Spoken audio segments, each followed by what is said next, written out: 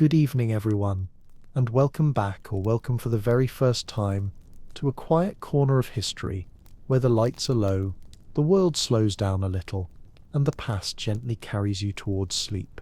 And before we begin tonight's story, I have a small request and a small joke, because history may be heavy, but bedtime doesn't have to be.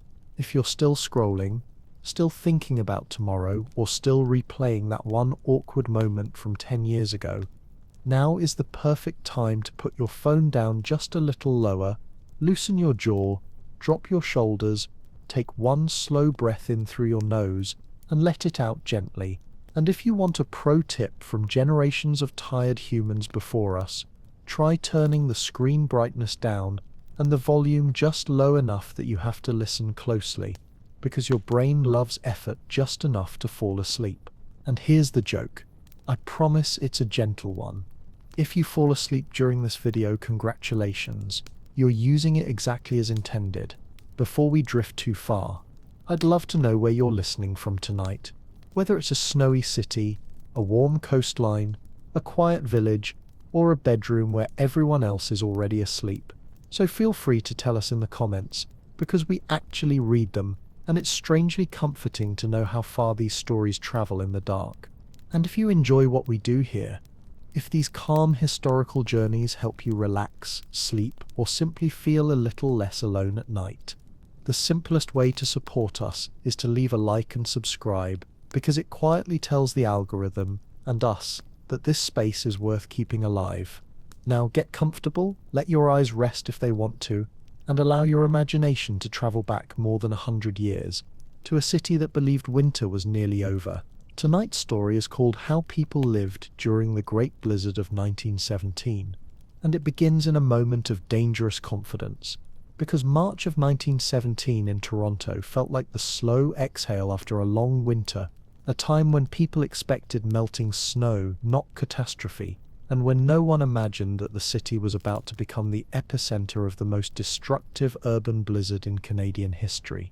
Toronto at the time was a growing industrial giant, loud, busy, and dependent on motion, on trams running on time, on trains delivering goods, on ships crossing Lake Ontario with coal, food, and raw materials, and this constant movement created an illusion of control, a belief that weather was an inconvenience, not a threat.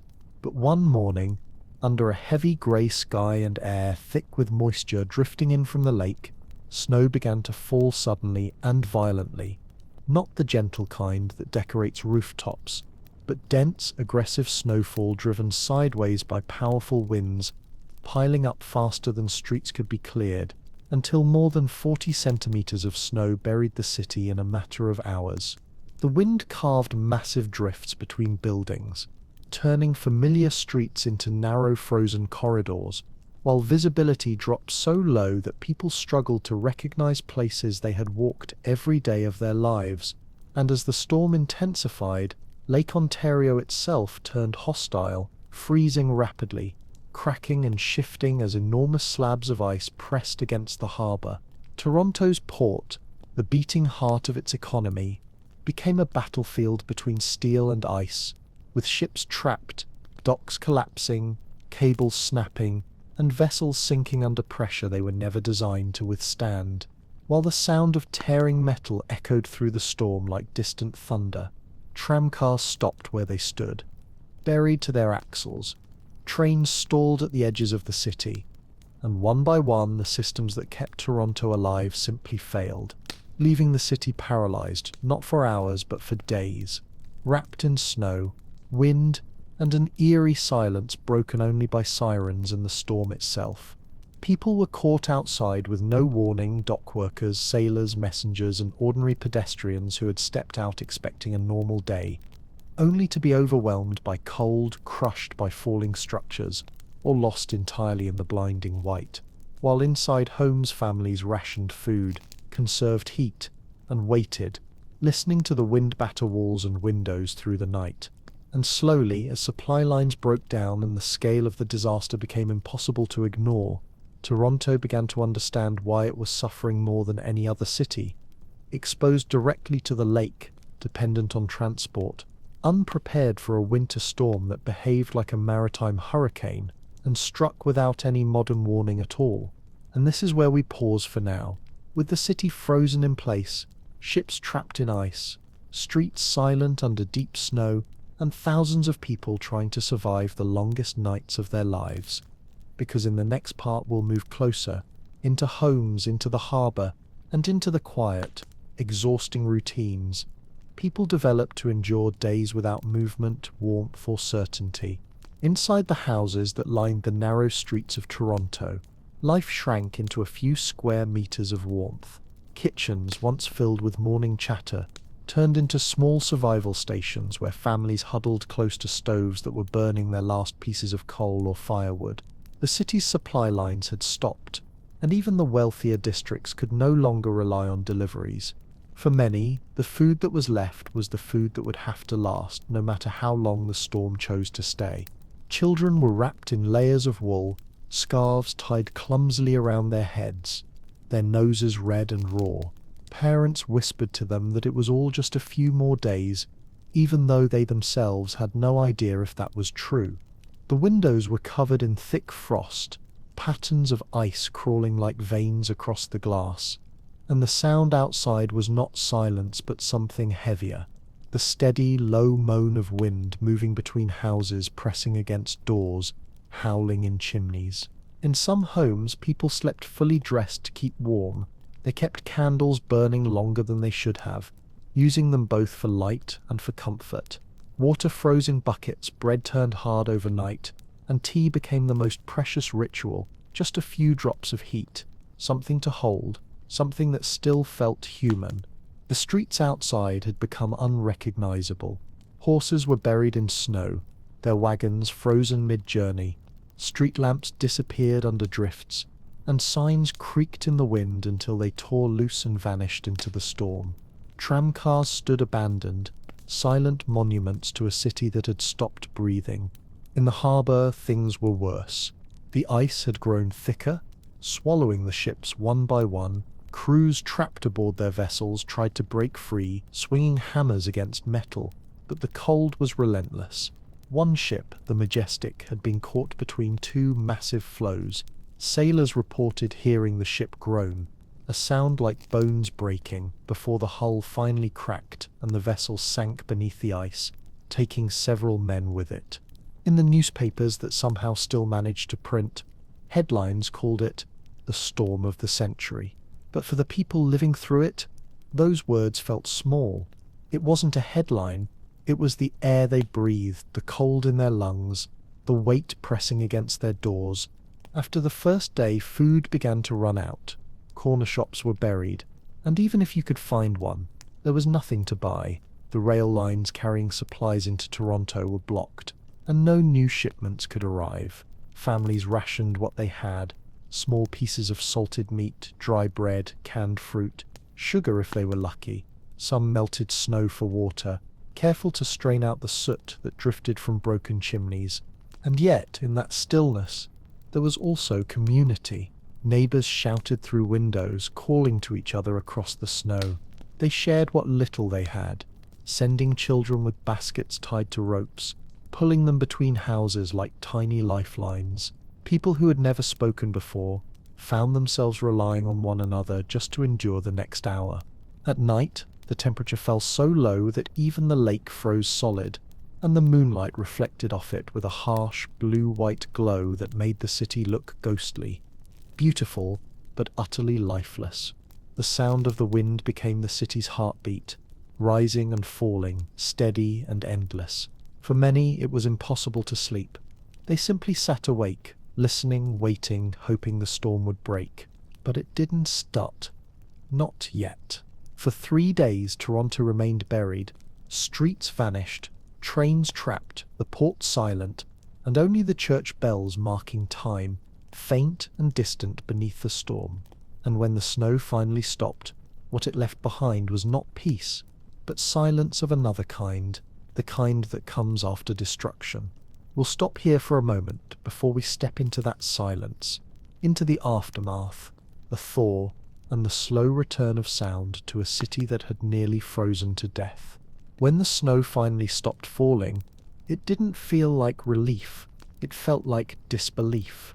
The wind eased, the air cleared, and for the first time in days people could see the outlines of their city again. Roofs, chimneys, church towers rising out of a frozen white ocean. The blizzard had ended, but Toronto looked nothing like the city it had been when it began. Doors were blocked halfway up by snow, and people had to dig their way out from inside, pushing with shovels, furniture, even their bare hands. Streets had vanished. In some places, the snow drifts reached the windows of the second floor. Horses, carts, and even whole tramcars were buried, visible only as faint shapes under layers of white. It was a landscape that seemed sculpted by another world, motionless, cold, and strangely beautiful. The first to move were the city workers, armed with shovels and sheer determination. But it wasn't enough. Within hours, everyone who could walk was outside, clearing paths, checking on neighbors, searching for what had been lost. Entire families worked side by side, forming human chains, digging out doors, freeing wagons, pulling bodies from the snow.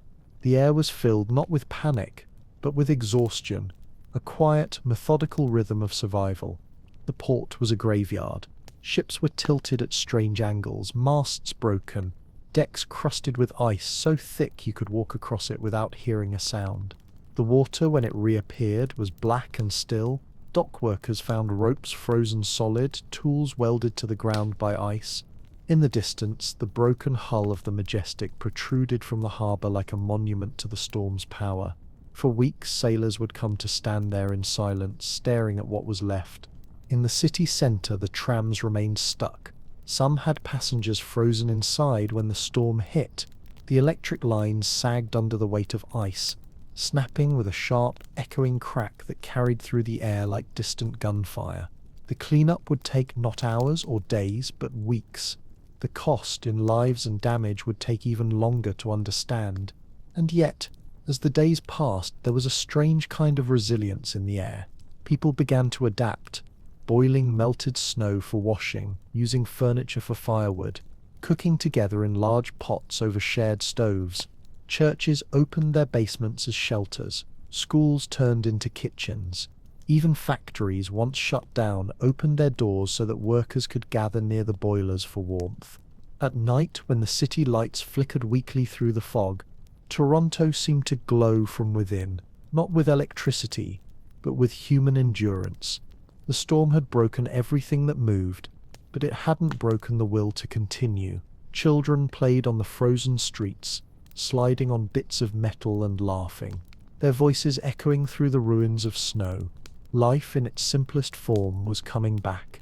And when spring finally arrived weeks later, the snow melted slowly, revealing what had been hidden: the wreckage, the collapsed roofs, the wrecked docks, and the faces of those who had made it through.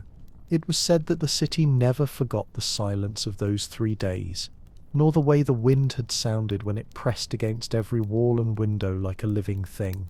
Years later, survivors still spoke of it with the same tone one uses for a dream, a quiet horror softened by time. They remembered the smell of frozen air, the sound of shovels scraping against doors, the taste of bread that had lasted far too long. Some called it the storm that tested the city. Others said it was the storm that united it. And perhaps, in a strange way, it did both. Because Toronto in 1917 learned something that every generation eventually does, that nature doesn't need hatred to destroy, only indifference, that civilization is fragile, and that sometimes all survival really means is staying close, sharing warmth, and waiting for the sound of wind to fade. Long after the streets were cleared, long after the ships had been raised from the harbour, and the trams began to move again, the great blizzard of 1917 lived quietly in the minds of those who had seen it. It wasn't the kind of memory that shouted, it whispered, in old letters, in fading photographs, in the stories people told their children before bed, as if to remind them that the world can change in a single night. One woman, years later, described it like this: "It was as if the sky fell on us, not with fire or thunder, but with silence. My husband went out to check the docks. and by the time he returned, our front door wouldn't open anymore. We burned chair legs to stay warm, and we boiled snow in a pot that had a crack down the side. We didn't think about surviving, we just kept moving. Another man, who had been a young streetcar conductor back then, remembered how his tram got stuck halfway between two intersections. He said he watched the snow pile higher and higher until the windows disappeared. He and his passengers sang to stay awake.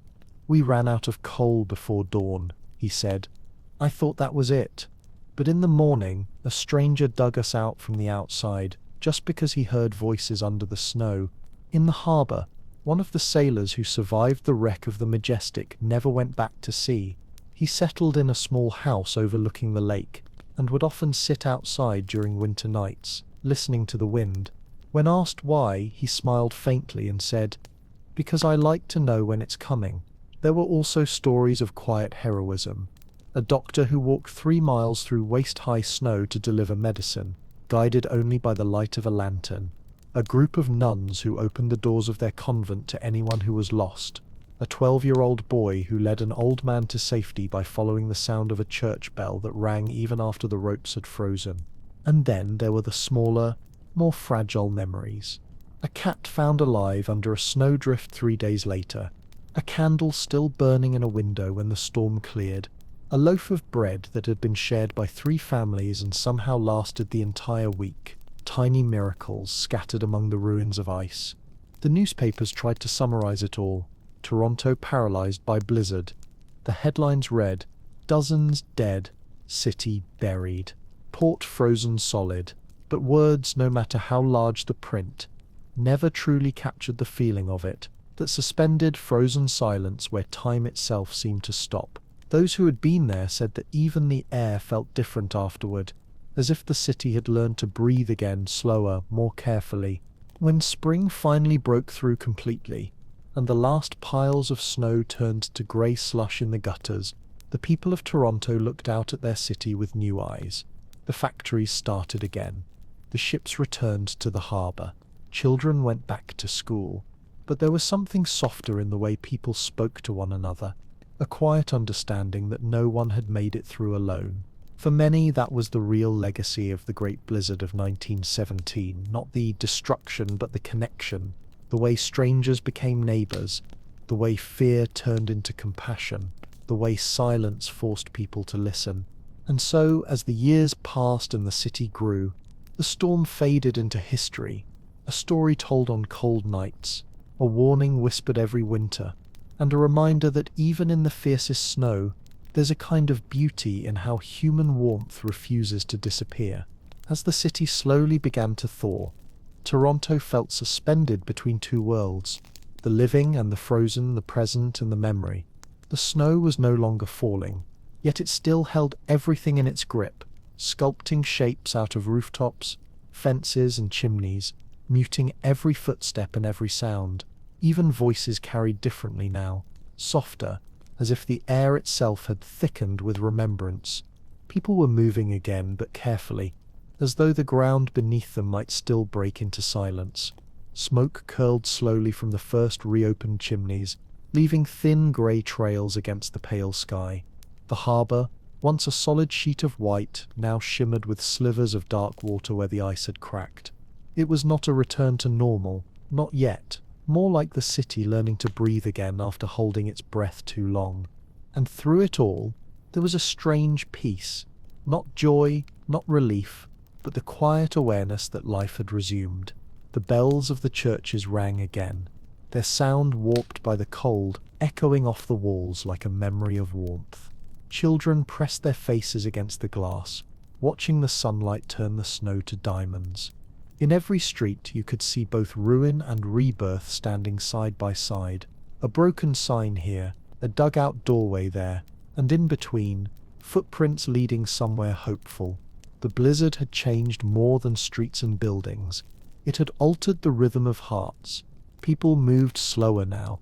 They greeted one another with longer glances, as if silently confirming that they were still here. And in those glances you could sense the unspoken story of the storm, a story of cold and silence, of fear and closeness, of how fragile everything had been, and how much it still mattered to hold on. The wind had stopped, but it hadn't left.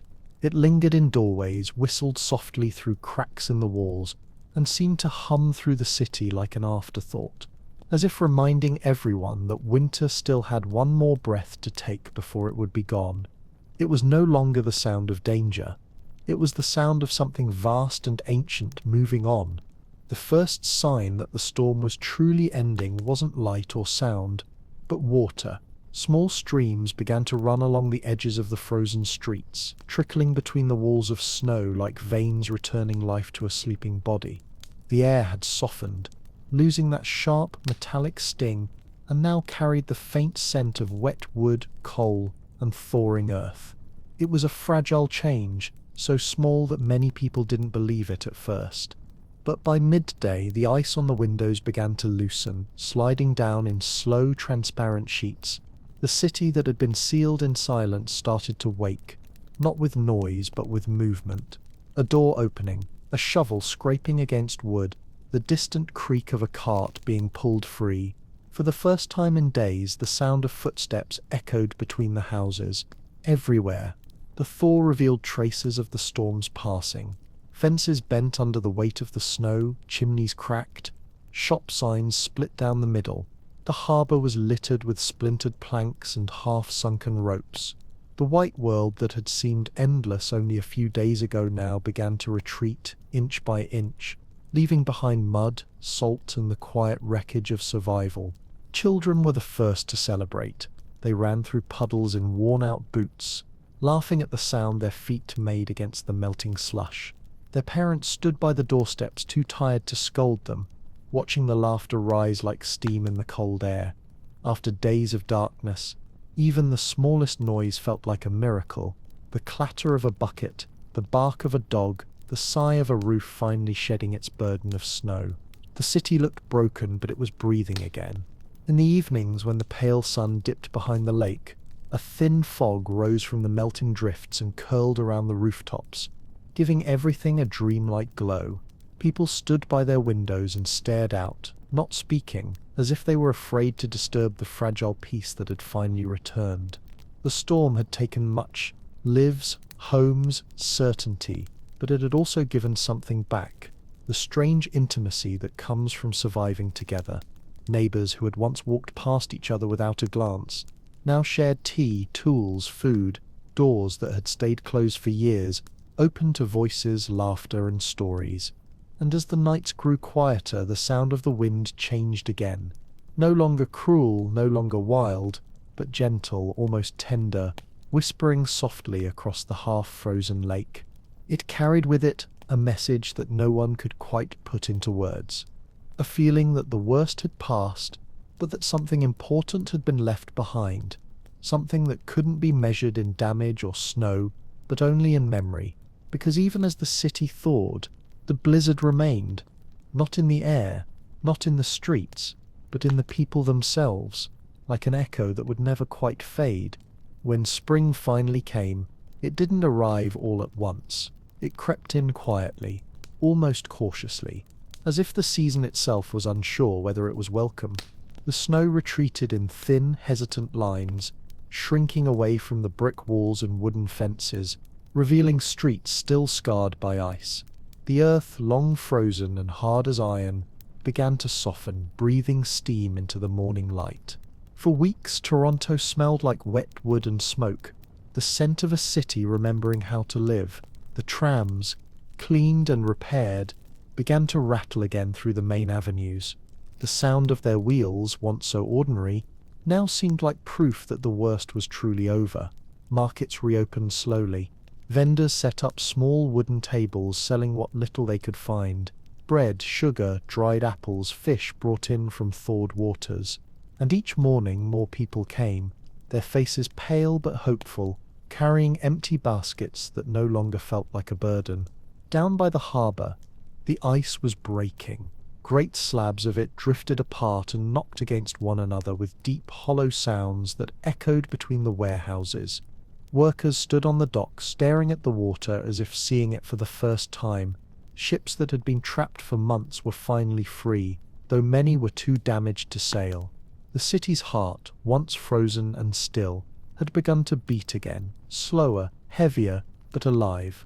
And yet, even as the days grew warmer, reminders of the blizzard were everywhere. Broken fences leaned against piles of debris, windows remained boarded, chimneys still dark.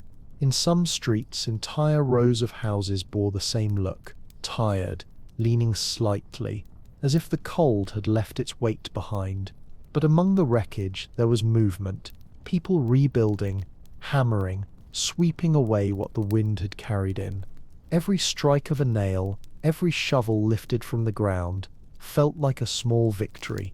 The newspapers called it the Great Toronto Blizzard, but to those who had lived through it, it had no name.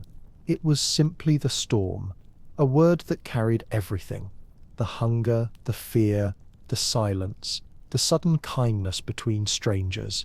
When people spoke of it, they did so quietly, with a kind of reverence, as if discussing a powerful spirit that still lingered somewhere beyond the lake. Children who had been born that winter grew up hearing stories of those 3 days, how their parents had dug tunnels through snow, how neighbors had shared candles, how the world outside their windows had vanished into white. And as they listened, they came to understand something older than the storm itself, that every generation has its own blizzard to endure, its own silence to survive. By April, grass had begun to show again, fragile and thin, pushing through the mud. The ice on the harbour finally broke apart and drifted out toward open water. Birds returned to the city, sparrows first, then gulls, their cries sharp and bright above the roofs. And one morning, after months of grey, the sky cleared completely, revealing a blue so deep it almost hurt to look at. That day, people stood outside their doors without coats, their faces turned upward, eyes closed, letting the sunlight touch their skin. For a moment, no one spoke. The city didn't need words. It just stood there, thawed, scarred, grateful, breathing again in the warmth that had once seemed impossible. But even then, even under the clear sky, some part of the storm remained, in memory, in the rhythm of their movements, in the way they watched the horizon each evening, listening for the sound of wind. Because once you've lived through such stillness, you never really forget it. Years passed, and the storm became a story, one of those tales that people retold during long winters, when the snow came thick against the windows and the air outside hummed with quiet threat. Children would listen, wide-eyed, trying to picture what it had been like when the city disappeared beneath the white. But for the older generation, the memory wasn't a legend. It was something heavier, something that still lived in their bones whenever the wind began to rise. Toronto had changed. You could see it in the way houses were built now. Thicker walls, smaller windows, chimneys reinforced with iron.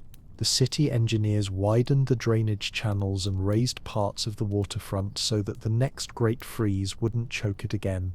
But it wasn't only the buildings that were different. It was the people. They spoke more softly about the weather, as though it could hear them.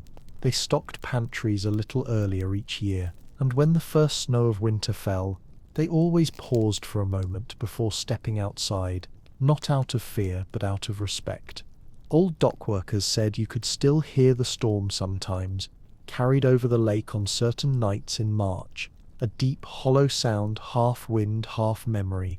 They'd stop whatever they were doing, lean on their shovels and listen. It never lasted long, just enough to remind them of the silence that once ruled everything. For the children who grew up after 1917, the blizzard became a kind of myth, proof that their parents had faced something vast and merciless and had endured.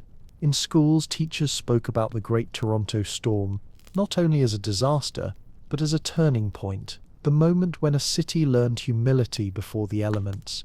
And on the harbour walls you could still find the faint marks of ships that had frozen fast in the ice. Rusted lines, chipped paint, a pattern of scars left by a vanished sea. Winters came and went. None ever matched that one. Yet every time the lake froze over and the sky went grey, the city seemed to hold its breath again. People lit their lamps earlier, double-checked their stoves, called their neighbours just to say hello.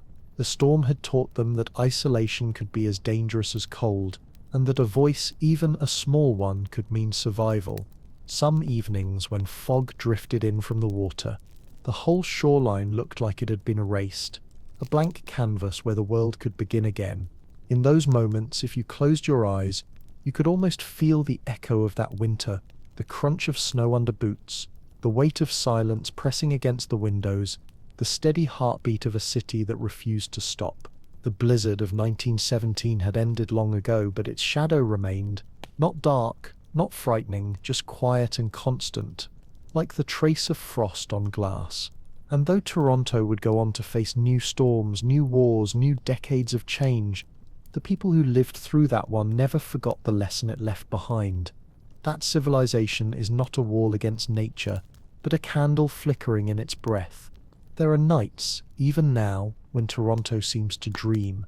You can feel it in the way the air moves through the alleys, soft and low, as if the city is whispering to itself, remembering.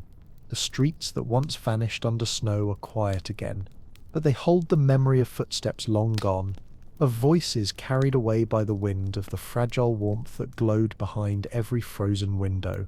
Time has turned the storm into story, and the story into silence.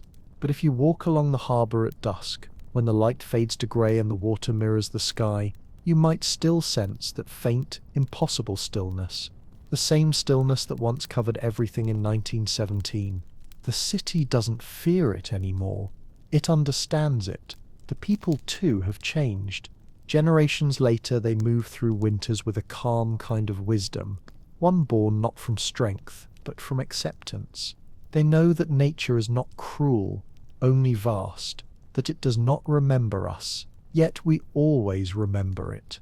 Inside the old neighborhoods, the walls of the brick houses seem to hum faintly when the wind rises. It's not just the draft, it's something older, a rhythm left behind by those who once waited out the blizzard with candles and blankets, whispering prayers into the dark. If you listen carefully, you can almost hear them, the faint sound of spoons clinking in tin cups, the quiet laughter of children too young to understand danger, the steady, stubborn heartbeat of a city that refused to freeze. And perhaps that is why Toronto never truly forgot the Great Blizzard. It wasn't only the cold or the loss, it was what followed, the days when people shared light, when silence became connection, when survival was measured not by power or wealth, but by kindness. Every winter since, that memory returns, thin as frost on a window pane, reminding anyone who stops long enough to notice that warmth doesn't come from fire alone, but from presence. Sometimes, on those long nights when snow begins to fall again, and the world outside turns pale and slow, it almost feels as if the storm has come back, not to destroy but to rest, to lie down once more across the roofs, to wrap the city in white, and to listen to the heartbeat it once nearly stopped. And in that hush, that endless, weightless quiet, Toronto dreams, not of fear but of endurance, not of the storm but of the light that followed it. When the last traces of the blizzard faded from memory, the city did what all living things eventually do. It rested. The buildings settled into their foundations again, the harbour sighed under calmer waves, and the people, those who had endured it, and those who only knew it through stories, learned to walk slower in winter. Every motion became deliberate. Every morning felt like an act of gratitude. There was something sacred in the sound of shovels, in the steam rising from chimneys, in the first glint of sun on thawed glass. Life had returned, but it no longer hurried. Time passed softly, layering the city with new seasons, new sounds, new dreams, but somewhere underneath it all, beneath the stone and the steel, beneath the lights and the noise, the old Toronto still slept, cradling the echo of 1917 like a secret. The wind that once howled through its empty streets was now just a whisper between rooftops, carrying the faint memory of voices that once spoke through frost. People grew older, generations shifted, the city changed its shape, yet each winter when the first snow fell, it was as if something ancient stirred again. Windows fogged, lanterns flickered, and for a brief moment, The modern world fell away. In that pause, you could feel the same quiet that once blanketed everything. It's strange how memory lives inside a place, not just in books or photographs, but in textures, in the smell of cold iron, in the way ice forms along the lake, in the hush that descends when night snow begins to fall. Toronto carries those things the way a person carries old scars invisible to others, but felt beneath the surface, pulsing faintly when the air turns cold. And perhaps that is what the storm left behind. Not just damage, but awareness. A reminder that the world is fragile and beautiful and temporary all at once. That even in stillness, life continues quietly beneath the snow. Now, when winter comes again, it does not feel like a threat. It feels like a memory returning home. The snow covers the city like a soft blanket. The lights burn dim and golden, and somewhere under the same sky that once fell upon 1917, people close their eyes and let the hush of the storm carry them towards sleep. Because history too needs to rest. Even decades later, the blizzard remained a quiet pulse beneath Toronto's rhythm, something that no one could see, but everyone could feel when winter deepened.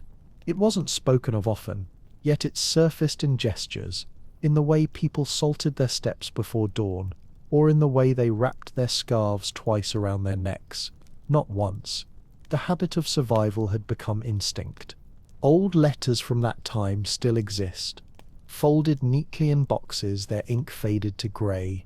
They speak of long nights and dim oil lamps, of windows frozen shut, of neighbours who brought bread without being asked. The handwriting trembles a little, as though even the paper remembers the cold. When historians read them now, they treat the words carefully like relics of a vanished world.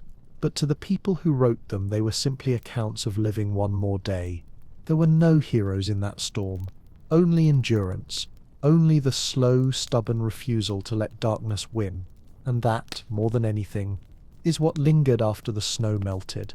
The city learned that courage could be quiet, that resilience didn't always roar. Sometimes it whispered through a cracked door or flickered at the tip of a candle. At night, when the lake froze over again, it looked eerily similar to 1917. The surface stretched smooth and pale under the moon. And for a moment time felt circular, as if the world had looped back on itself, returning to a story it couldn't quite forget. The wind that skimmed across the ice made the same long sigh, a sound that carried through the streets like a memory waking from sleep. There are nights when you could stand at the waterfront and almost believe the storm was still there, that just beyond the fog, the city of 1917 is waiting, frozen in its endless white silence. You could imagine the faint glow of lanterns behind the glass, the shapes of people moving slowly inside, whispering, waiting, holding on. And maybe in a way it never left. Maybe every winter, the past breathes through the cracks in time, mingling with the present, reminding the living that comfort is a gift, not a guarantee. That warmth is something earned, built, shared, kept alive through care. The snow doesn't fall as heavily now. The storms come and go, but they no longer swallow the world whole. Still, when the first flakes begin to drift, you can feel the city listening, a collective pause, a flicker of old awareness. Toronto remembers, even if it doesn't speak. It remembers the silence, the hunger, the stillness and the fragile beauty that came afterward. And so it stands year after year, between memory and weather, between endurance and peace, a city that once froze and never forgot how to thaw. History never really leaves a place. It settles into the cracks, seeps into the wood and stone, and hides in the air that people breathe. In Toronto, the memory of the blizzard still lingers that way, not loud, not visible, but constant. Every winter carries a trace of it, like a faint echo beneath the noise of the modern world. You can see it in the faces of people walking through the cold, the way they lower their heads against the wind, the way they keep one hand tucked into a pocket, the way they move with quiet determination, as if guided by an old rhythm they don't fully understand. That rhythm is survival, a language written not in words but in gesture. passed down from those who once lived through a city frozen into silence. The past is never gone, it just changes its form. What was once snow becomes story. What was once fear becomes ritual. Each generation inherits something from those who came before: the caution, the patience, the instinct to light one more candle before the dark. Sometimes, when the temperature drops and the lake begins to smoke with fog, it's easy to imagine that Toronto itself is breathing, exhaling those old memories, watching them drift like ghosts across the harbour. The city has grown taller, brighter, louder, but beneath it all the same heartbeat remains, the same pulse that thudded beneath 40 centimetres of snow more than a century ago. People often think of disasters as things that end, storms that pass, wars that finish, fires that go out, but they never truly end. They leave behind a shape, an imprint, a kind of invisible map of how far the human spirit can bend before it breaks. The Great Blizzard of 1917 was one of those moments, a test, a measure, a quiet reminder of how thin the line is between comfort and chaos, and how fragile all our walls become when nature decides to speak. And yet, what endures isn't the destruction, it's the response. The way people found warmth in each other's presence, the way doors opened that had long stayed shut, the way neighbours became family without needing to say so. These are the legacies that survive long after the ice melts. That's the strange beauty of memory. It freezes, it thaws, it reshapes itself. It can be bitter and cold, yet still cradle something gentle within. And as the city sleeps beneath another layer of snow, it isn't haunted by that old storm. It's protected by it. The blizzard taught it how to endure, how to listen, how to be still without being lost. Outside, the night air moves quietly, wrapping around buildings and chimneys like a slow tide. Somewhere the lake hums under the ice. The same wind that once brought ruin now brushes softly against the windows, calm and distant, carrying no warning, only remembrance. And through that whispering cold, the city continues to dream. Every city has its storm, every life its season of cold. Some come with snow, others with silence, others with the slow collapse of something we thought would always stand. We don't always call them blizzards, but they feel the same, that moment when the world narrows, when the light fades, and when survival becomes as simple and as impossible as keeping a small flame alive. Maybe that's why the story of Toronto's Great Blizzard still feels familiar, even to those who have never seen snow, because it isn't only about weather, it's about the weight of time pressing down, about how we hold together when everything around us freezes. In the quiet hours of the night, when the house creaks softly and the wind slides along the roof, you can feel that same old rhythm inside yourself. The memory of struggle passed down through lives and generations, whispering that endurance is older than fear. The body remembers how to survive. The heart remembers how to keep warmth alive even in the dark. We carry those winters with us. The ones that stripped us bare, the ones that taught us stillness. They shape the way we move through the world, the way we pause before speaking, the way we light a candle when it isn't truly needed, the way we look out a window and think of people we've never met who once did the same. Sometimes, when the snow falls quietly, the line between then and now disappears. The air grows thick with history. You can almost see the figures of 1917 moving through the whiteness, men hauling ropes through ice, women stirring pots near failing stoves, children pressing their palms against frozen glass. For a moment, time folds in on itself, and you realize that every age carries the same wish: that morning will come, that the storm will end, that warmth will return. And it always does, but it never leaves us quite the same. There's a gentleness that follows after great cold, not joy exactly, but understanding, the kind of calm that settles in when you've seen how fragile things can be, and how beautiful it is that they exist at all. That's what Toronto learned in that white silence. That's what every human learns when the light finally returns. And perhaps that's what we mean when we talk about resilience. Not loud triumph, not grand speeches, but the simple act of breathing through the cold, waiting for the sound of melting to begin. The city still sleeps tonight under the same sky, the same stars, the same moon that once shone on ice-covered streets. Somewhere, snow is falling again, softer now, lighter, gentler, like a memory retold through centuries. And in every window, in every quiet room, there's that same small warmth that never truly went out. If you listen long enough, you start to realize that the city has a heartbeat. It's not loud or constant, not the metallic pulse of traffic or the low hum of wires. It's deeper, older, slower.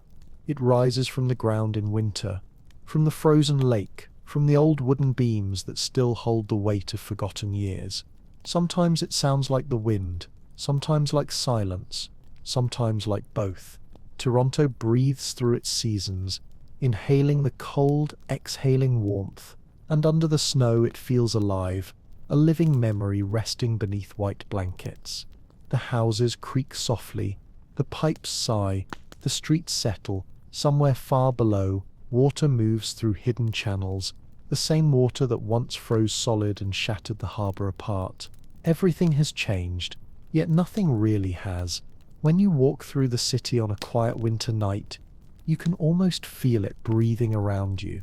The air hangs still, the light glows faintly through fog, and every sound seems stretched, elongated, made slower by the cold.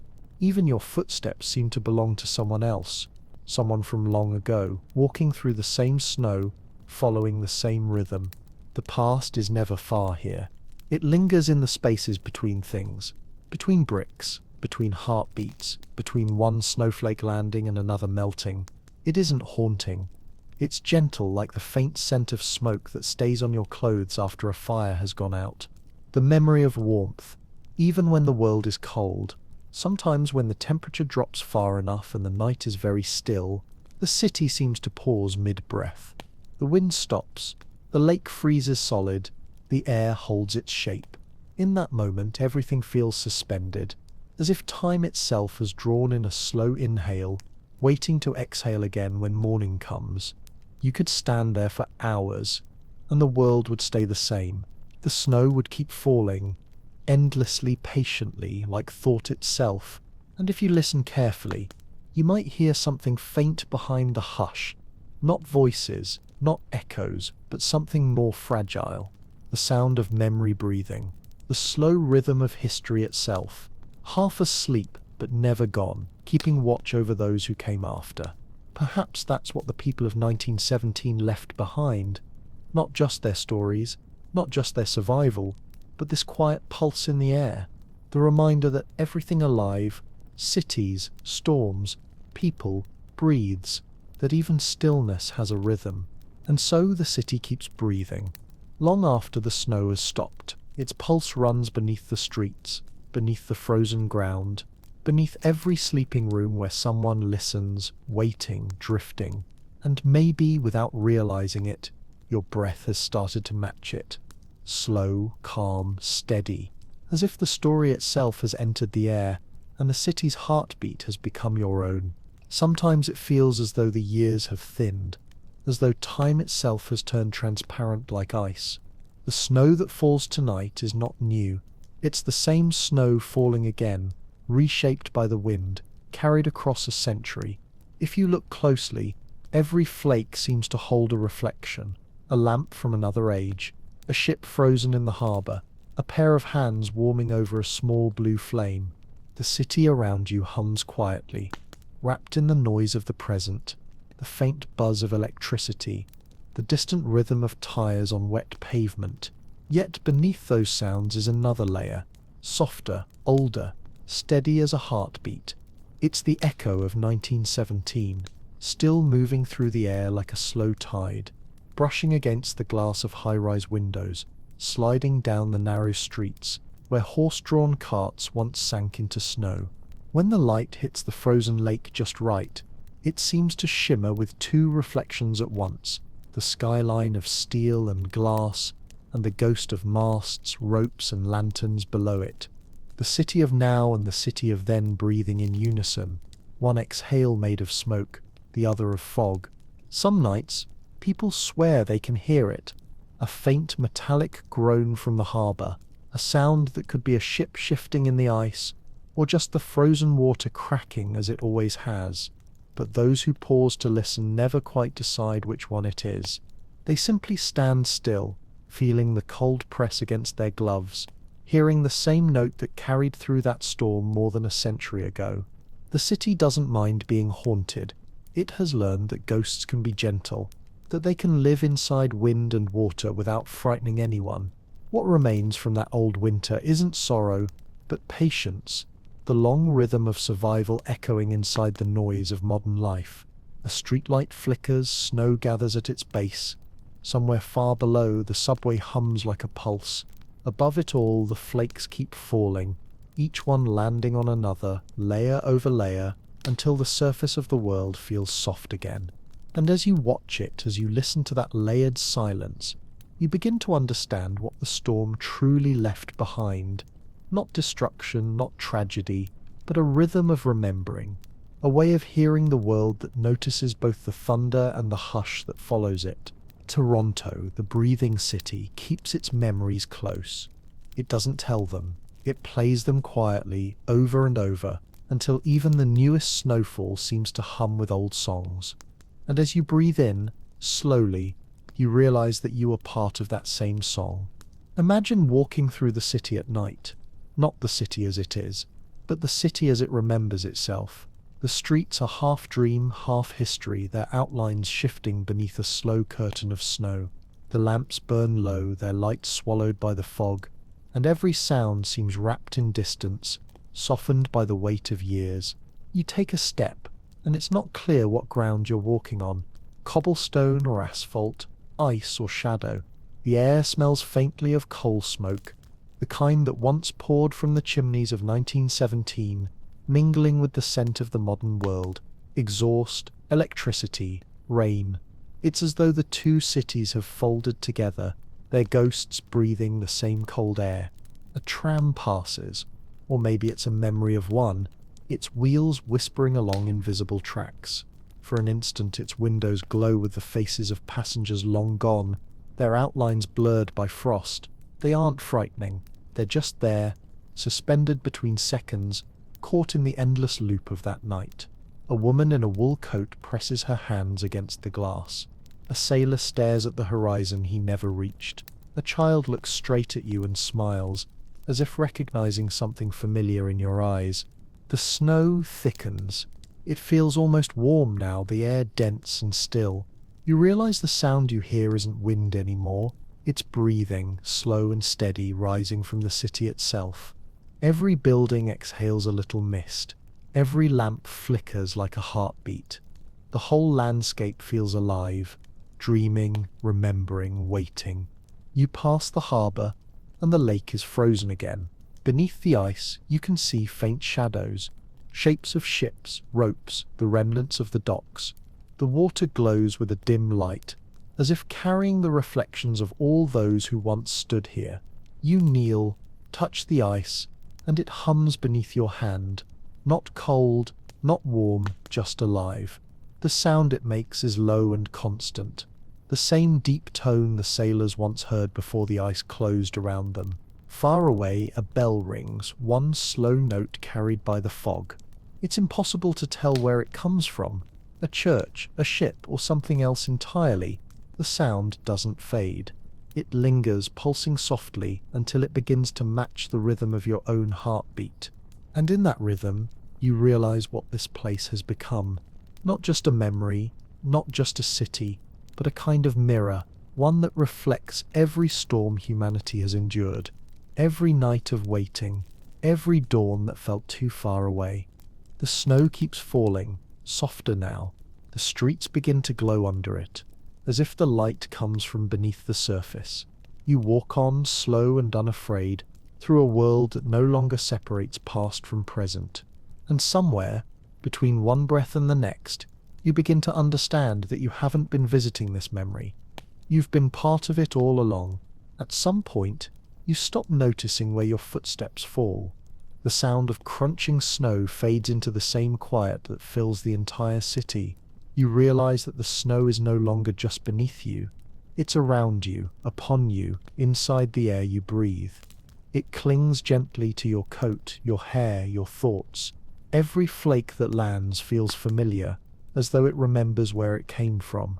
You look down, and the ground isn't quite there anymore, only a vast whiteness that stretches endlessly, reflecting light from nowhere. The buildings stand like silhouettes behind a curtain of mist. The lake and the sky have merged into a single color, a soft silver blue that has no beginning and no end. The world has turned into a memory of itself, weightless and perfectly still.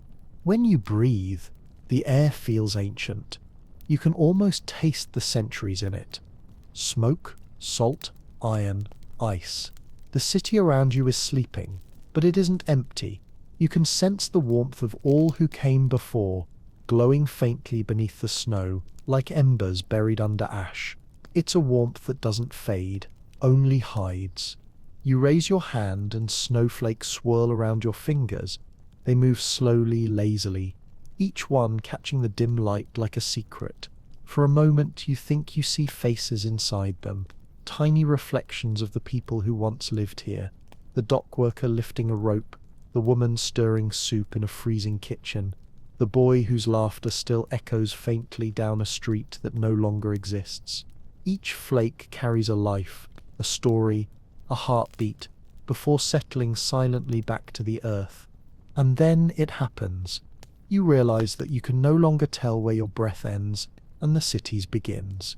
The rhythm is the same. The slow inhale, the long exhale, the shared pulse beneath the snow, the storm of 1917, the city of now, the listener in this moment. They've all folded into one breath, one sound, one presence. You're not watching the snow anymore. You are the snow. You are the quiet that covers everything. The weight, the stillness, the softness, the patient calm after all the wind has gone. And in that silence there's no fear, no distance, no time, only the steady heartbeat of a city that has never truly stopped breathing, and the gentle drift of countless memories falling together, flake by flake, into the same endless white. The world isn't set frozen, it's set simply resting, and as it rests you move with it. Slow, weightless, part of the hush that has no name, part of the story that keeps unfolding even in stillness. The light doesn't come from above anymore. It rises from beneath the snow, soft and diffused, as if the earth itself has begun to remember warmth. Each layer of ice turns translucent, glowing faintly like pages in an old book held to the sun. The city lies within it, streets, rooftops, chimneys suspended between shadow and brightness, waiting for the next heartbeat to begin. There are no boundaries now. The wind has lost its edge. It's become a whisper that brushes across skin and stone without sound. The air hums quietly, vibrating with every breath you take. It feels as though the whole world has slowed to match the rhythm of your pulse, as if history itself is breathing through you. The snow underfoot begins to shift, not melting, just changing, its crystals rearranging into patterns that shimmer like language. You realize you're walking through sentences made of light. Every flake that touches you carries a memory, a voice calling through fog, a match struck in the dark, the faint creak of wood in a house that has survived 100 winters. None of it speaks clearly, yet you understand everything. The city beneath the snow isn't dead. It's dreaming in colorless light. You can see faint movements inside the glow. Hands passing bread, a door closing gently, a candle being lifted toward a frost-covered window. They fade as soon as you notice them, like breath on glass. You keep walking. The air grows warmer, though there is no fire. Somewhere ahead, a sound begins to form, not music exactly, not wind, but something in between. It flows through the frozen streets like water returning to a riverbed, finding the channels it once knew. The note deepens, softens, folds into itself until it becomes the sound of light. Every flake around you starts to shine a little brighter. The sky above is a pale silver dome, and for the first time it feels close, so close that you could reach up and press your palm against it. When you do, the snow stops falling. The world holds its breath. In that stillness, you realize what this place has been trying to tell you all along, that nothing ever really disappears. Warmth hides inside cold, life hides inside silence, light hides inside snow. The world does not end, it transforms. And you are standing inside that transformation, weightless, half awake, surrounded by the quiet shimmer of everything that has ever been. The glow beneath you expands until it touches the horizon. The city exhales a long, slow sigh of relief, and the snow begins to rise, not melt, rise, turning into mist, into breath, into light. The wind moves again, carrying the sound of the city's heart. The mist rises slowly, swirling around you like breath made visible. It moves with purpose, coiling and stretching, revealing shapes inside the glow, outlines of doorways, fragments of streets, glimmers of people caught between now and then. They're not ghosts, they're echoes. The city's own memories floating in the air like dust in a beam of sunlight. You start to hear them before you see them. Voices, low, overlapping, distant, not speaking in sentences, but in waves of sound that pulse gently through the light. They aren't calling out for help or trying to be heard.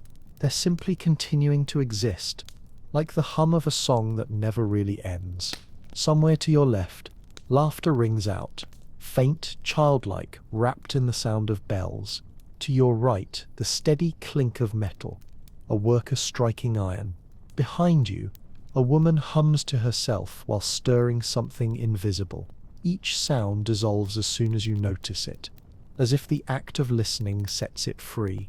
You realize then that you're walking through the living memory of the storm, the exact moment when everything stopped and yet somehow continued. The great blizzard isn't gone, it's suspended here, folded into the light, breathing in rhythm with you. The air vibrates gently, and suddenly you can see the harbor again. Not frozen, not thawed, but something in between. The ships are half translucent, their masts fading into fog. The lake gleams beneath them, glowing from below, and inside its reflection you glimpse the same city, upside down, made entirely of light. It feels like looking at another world, one that exists just below the surface of this one, quiet, patient, eternal. As you move closer, the voices grow softer, merging into a single tone, the sound of 1,000 memories settling into harmony. It isn't music, not exactly, but it moves through you the way a heartbeat does. It feels familiar, safe, almost tender. You reach out, and the mist touches your hand like fabric. It ripples, and in that ripple you see flashes of lives. The sailor tying a rope before the storm, the mother sealing the window shutters, the child pressing their palm to frost. The light holds them all, perfectly still, as if time has decided to protect them forever. And then something shifts, gently, quietly, as if the city itself sighs. The mist begins to move faster now, not scattering but flowing, drawn towards some distant horizon. It's not chaotic. It's purposeful, like a tide returning home. The voices follow, fading into a soft chorus that hums against your skin. You can't make out words, but the meaning is clear. We're still here. You stand in the middle of that glow, surrounded by warmth that isn't heat, light that isn't brightness, sound that isn't noise, and for the first time you understand what survival truly means. It isn't about moving forward, it's about remaining, about becoming part of the rhythm that keeps the world breathing when everything else is still. And as the last of the mist drifts past, you realize that nothing has ended. It's simply changed its shape again. The snow has become light, the storm has become memory, and memory has become the air itself, carrying you with it through time.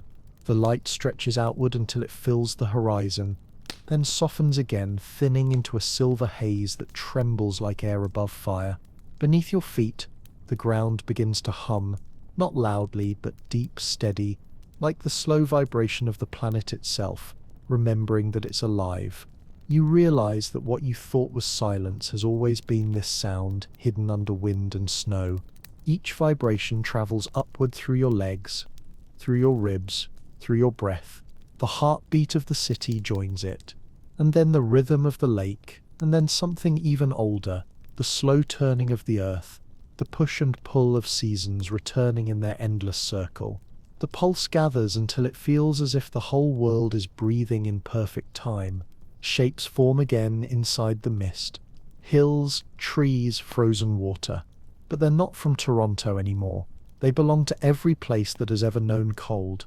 Glaciers slide, rivers freeze, animals curl into hollows, entire forests sleep beneath layers of snow. The planet is one immense body at rest, and you can feel its dreams moving through you. Slow, heavy, full of warmth disguised as ice. The ground glows faintly, shot through with veins of gold light. It's the same warmth that once burned in every home, every stove, every candle in that old city. You kneel and place your hand against it, and it pulses back. For a moment you can't tell if the heartbeat is yours or the world's. Somewhere above, the mist parts. Through it you glimpse the faint outline of the moon, pale, endless, watching. Its reflection lies across the ice like a road made of light. The wind rises again, not cold now but gentle, brushing past you as if to lead you forward. It carries voices, not from one time or one place, but from many, sailors, farmers, children, all breathing in the same rhythm, all part of the same pulse. You walk toward that faint path of moonlight. Each step feels lighter than the last, as though gravity itself has forgotten to hold you. The snow beneath your feet glows with every touch, footprints shimmering for a moment before fading back into white. The world has stopped distinguishing between before and after. Everything simply is: the storm, the calm, the city, the listener, the earth turning softly beneath the cold. And within that stillness there's a comfort deeper than warmth, the feeling that nothing in creation is ever truly alone. You keep walking, and the hum beneath you deepens, rolling like a tide through stone. It's the sound of the planet's heart, and now it beats in you, through you, around you, patient, unending, alive. The pulse beneath you begins to slow, not fading, only lengthening, as if the earth itself is exhaling after a long sleep. The air grows lighter, not warmer exactly, but gentler, the kind of softness that appears just before dawn. Shadows shift, becoming thinner, and the snow, once silver, starts to blush faintly with colour, the earliest trace of day finding its way through the clouds. You can't tell what time it is anymore. The light feels timeless, neither night nor morning, just the space between them where everything holds still for a moment. The city lies beneath you, its outlines blurred by mist, every rooftop wearing a thin crown of frost. Smoke rises in slow, dreamy columns, curling into the air and disappearing without sound. Somewhere far away, a bell chimes, once a single hollow note that rolls across the frozen streets and dissolves into the wind. It's not a warning this time, not a cry for help. It's a heartbeat turned into sound, the world reminding itself that it's still alive. The lake begins to move again, thin cracks forming along its surface, spreading like veins of light beneath the ice. You watch as water, dark and glistening, pushes through. It doesn't rush, it glides, deliberate and calm like the slow opening of an eye. The ice doesn't break with violence. It breathes apart, making space for what comes next. You realize that even in its silence, the storm had been moving toward this. Not destruction, but renewal. The snow that once buried everything is melting softly into rivers. The cold that once paralyzed the city is transforming back into motion. It was never meant to last. It was meant to teach the stillness between breaths. As the light grows, so does the sound. Not noise, rhythm. Somewhere a door opens.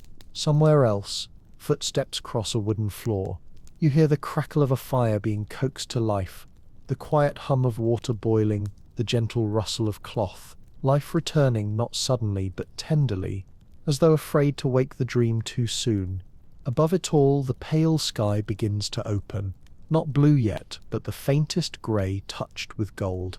The kind of light that doesn't fall from the heavens but seems to rise from the earth itself, as if the world has decided to illuminate itself from below.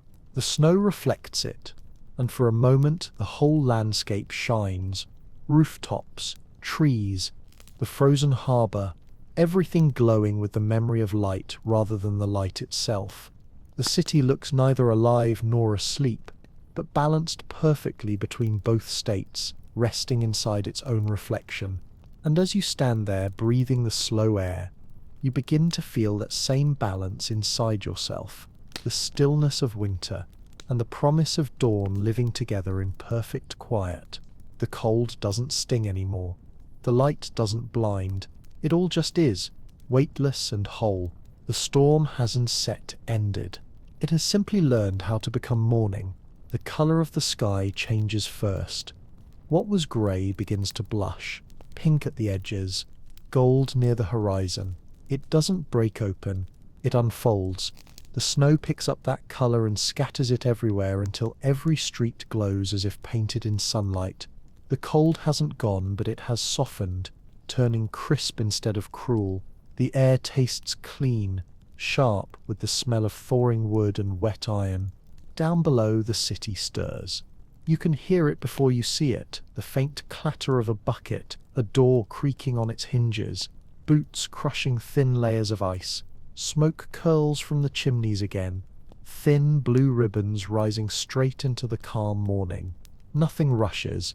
Every movement feels careful, deliberate, as though everyone understands that this first hour after survival deserves silence. On the harbour, the ice shifts and sighs. Water flows in narrow channels, glinting gold beneath the pale sun. A single gull glides across the sky, its wings catching the light and scattering it back down. The sound of its call cuts through the quiet like a thread pulling the world forward. And then, somewhere in the distance, a child laughs.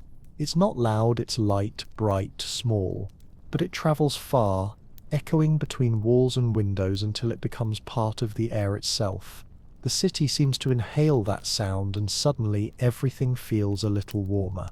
People begin to appear. A man clearing a path with a shovel, two women carrying water from a half-frozen well, a boy chasing the sunlight that dances on the snow. Faces once pale with fear now shine softly in the morning light. They don't speak much. They don't need to. Each nod, each shared glance says the same thing. We're still here. Above them, the sky opens completely. The sun, pale and new, spills across the rooftops, lighting the frost like glass. It finds every corner, the windows, the ice, the faces, and lays its warmth there gently, as if apologizing for having been gone so long. The storm that once buried the city feels impossibly far away now, but its quiet lingers in the way people move, in the hush that still sits over the streets. It has taught them how to notice the world again, the way light slides across a window pane, the rhythm of boots on snow, the faint sound of breath turning to steam in the cold. Everything that survived glows. Everything that broke is touched by gold. The world, cautious but alive, begins again. Years passed, and the morning of that blizzard never truly ended. It lingered inside people, like warmth held deep in the walls of a house long after the fire has gone out. Every winter that followed carried some trace of it. The way the air grew still before a storm, the way neighbours nodded to one another in passing. A small, wordless promise that they would help if the cold ever came that hard again. Children who had been born that year grew up hearing the story told in kitchens and classrooms. They learned the names of ships lost in the harbour, the streets buried beyond recognition, the families who burned furniture to keep a single room warm. But they also heard the other parts, the kindness, the quiet courage, the laughter that managed to survive inside that endless white. It became the story of a city, but also a lesson that endurance and gentleness were the same thing in the end. As decades folded into one another, Toronto rebuilt itself taller, faster, brighter. Electric lights replaced oil lamps, trains became quieter, the harbour filled with steel instead of sail. Yet each time the first snow fell, the same hush returned, the city's oldest memory resurfacing for a few brief moments. Even in the roar of modern life, that stillness could be felt, like a single calm heartbeat beneath the noise. Artists painted it, writers tried to capture it, musicians turned it into sound, but no one could quite explain why that storm, above all others, refused to fade. Perhaps it wasn't the storm itself that people remembered, but the way it made them see how fragile a world can be and how much beauty hides inside that fragility. There are still places where the story rests. Old bricks along the waterfront carry faint salt marks where ice once pressed against them. A few of the oldest houses lean slightly toward the wind, as if listening, and every so often, when the temperature drops low enough, a thin mist rises from the lake, curling through the city's alleys like a breath returning to say, "I'm still here." In that moment, time folds again. The present tilts, and for a heartbeat the city is both then and now, the snow-covered port of 1917 and the gleaming skyline of today, sharing the same sky, the same air, the same quiet promise of morning. And the people, those walking quickly to work, those pausing at windows, those listening half asleep to the wind, carry it within them. They may not know the story, but their bodies remember it. The instinct to look out for light in the cold, to stay still when the world turns silent, to listen for the heartbeat beneath the frost. Because the morning that followed that blizzard never really left. It became part of the city's pulse, part of its breath. A quiet light that rises every winter, reminding everything that lives here that the sun always finds its way back through the snow. The morning that rose after the blizzard of 1917 never ended. It stretched forward through the years, across generations, carrying with it the knowledge that everything fragile can endure, and everything silent still holds life. Toronto moved on, but it never forgot. Not in the way cities forget names and streets, but in the way they remember breath, automatic, constant, invisible. Every winter became an echo of that one. Every snowfall a reminder that the world can stop yet never cease to live. The people changed, but the rhythm remained. Mothers still wrapped their children in blankets on cold nights, not out of fear, but out of love. Dock workers still watched the lake for signs of ice, and when the mist rose, they nodded to it like an old friend. Windows still glowed golden against the blue of snow, 1,000 tiny suns refusing to go out. And somewhere beneath all that light, the city kept dreaming. The storm was gone, but its hush stayed. Not as grief, not as warning, but as peace. The kind of peace that comes after endurance, when the world has proved itself once more to be gentle beneath its weight. Maybe that's what all storms are for. To remind us that warmth is not the absence of cold, but its companion, that silence is not emptiness, but the space where life gathers strength again. So tonight, as snow begins to fall once more over the same rooftops, under the same moon, imagine the city breathing quietly beneath it. Imagine the heartbeat of the earth below, slow and steady, patient and kind, and imagine yourself there too, part of that rhythm, part of that calm, part of the endless cycle of cold and light and return. Because the story of the Great Blizzard of 1917 isn't just about Toronto, it's about all of us. The way we endure, the way we rebuild, the way we wait for morning, and no matter how long the night may last, the morning always comes back. Always.